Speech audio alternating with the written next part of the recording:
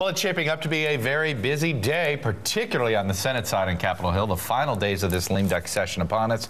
The Senate tries to juggle several major bills at the same time today. First, the passage of the tax cut extension, then a twofer, the START treaty, and a massive government spending bill. Joining us now, Republican Senator Gregg. He's the ranking Republican on the Senate Banking Committee, and he is retiring after this year. So, Senator Gregg, I know you always are a straight talker, but I hope you're even more liberated to speak plainly this morning. And let me start with I should say this. I'm ranking on budget, not on banking. I don't want to insult Richard Shelby, but thank you. Yes, sorry, our apologies for that. No problem. So let's start with the START treaty. Will you vote yes for the START treaty if it comes up this week, or will you stand with Senator Kyle and some who say there's not been enough time? Well, I actually think the administration is on the right track on the START treaty, but I also think that John Kyle has very legitimate concerns, and they need to be aired in a responsible way. This is a big, complicated piece of legislation relative to our international policy and how we approach Russia in the coming years. Senator Kyle has suggested a specific time to have a vote. It would be next year, but it would be before the time required for ratification. I think that's a reasonable approach on his part. To do this before Christmas, I think, might unfortunately and inappropriately contract the debate. I guess my question, Senator Gregg, is what, there have been a ton of committee hearings about this. I think it's 18 of them. There have been a ton of questions the administration has answered over the last year, essentially.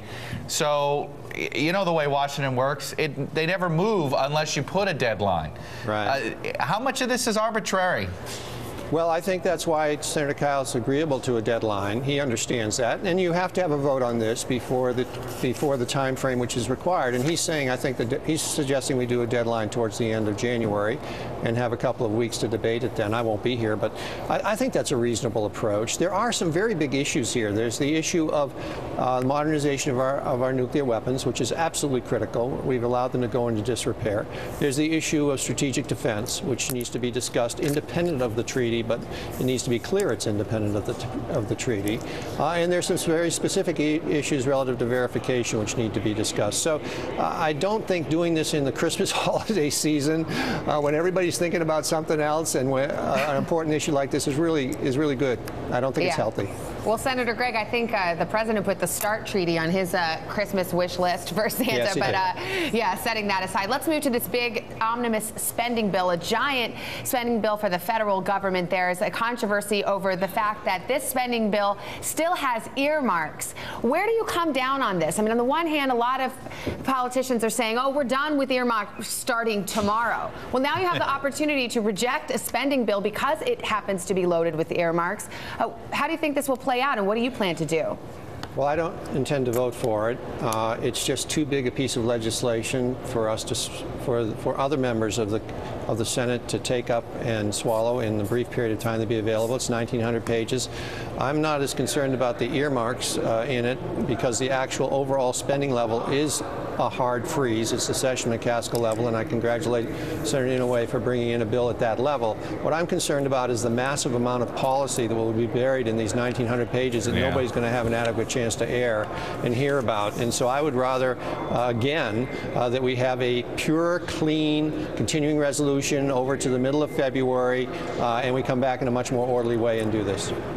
Senator Gregg, you're a student of this budget process.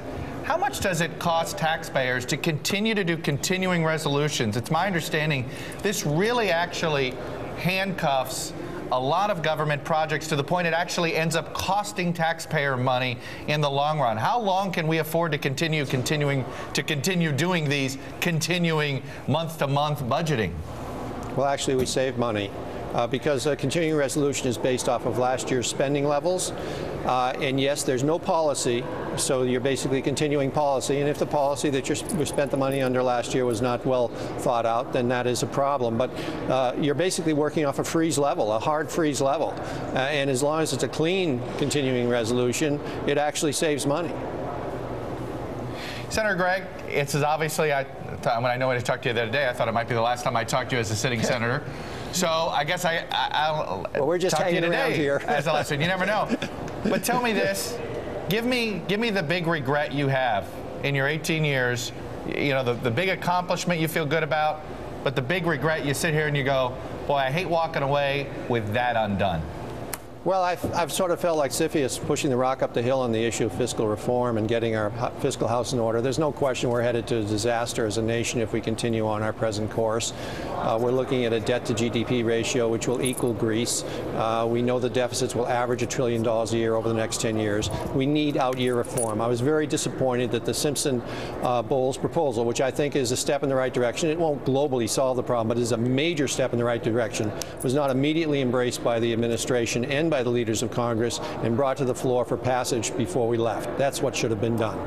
On the upside, well, I have to be honest, I actually think doing TARP was the most significant thing that's happened in the last 5 to 10 years. We were on the verge of a cataclysmic event. And if we hadn't stepped forward as a government and done it in a bipartisan way and very aggressively in a very short time frame, the trauma which this country and the world would have been put through as our banking system melted down and then Main Street melted down would have been extraordinary. And we saved a lot of jobs, and we saved a lot of people from going through real distress. And now the taxpayers basically going to make money on this deal, looks like to me. So I think the program worked the way it was supposed to. Well, let us play just a moment from Senator McConnell, your Republican colleague, talking about you on the Senate floor yesterday. And while senators come and go all the time, I can't help but note that when Judd walks out of this chamber,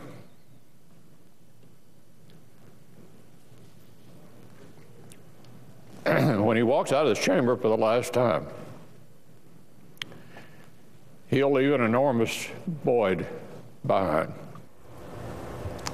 Senator Gregg, before we let you go, obviously quite a tribute to you on the Senate floor yesterday. I have to ask you, do you think the Senate's best days in terms of collegiality and productivity are behind it in this age of gridlock and, frankly, partisan sniping? Well, first I have to thank Mitch. He's a close friend, and we've been through a lot of fights together and a lot of battles together, and he's one of the best leaders I've ever seen in the Senate. Last 18 years has been just an honor to serve with him, really, and I appreciate his words very much. No, I think the best days are ahead. I think the Senate is the cauldron and the center of our constitutional democracy. It's where the minority has a voice. It's where we air issues. It's where we have amendments. It's where we have debates. It really is the essence of a deliberative democracy, and the Senate is just an incredible institution.